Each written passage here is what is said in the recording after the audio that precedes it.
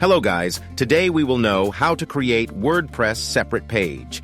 It's a simple procedure. The process takes less than a minute to complete. So let's get started to the video.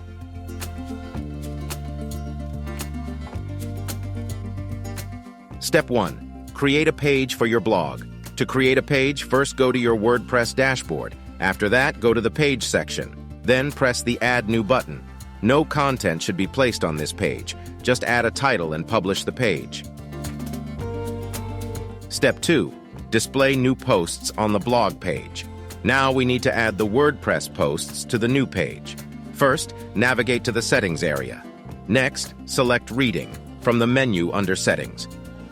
You'll note that by default, your homepage display option is set to your latest posts. Change it and select a static page. Now select Homepage in Homepage option, then select New Page in the Post Page option. And then press the Save button. Step 3. Place the blog page on the menu. Now we need to add the new page to the menu for the convenience of your WordPress site visitors. Navigate to Appearance, then go to Menu. Then choose the page that you are using for your blog post and simply add it to the menu. Then press the Save button. Go to the blog page now. Your blog post will appear on this page, as you can see. You can make those changes using Theme Customizer if you want. Go to Appearance section, then select Customizer. Now go to Homepage Settings.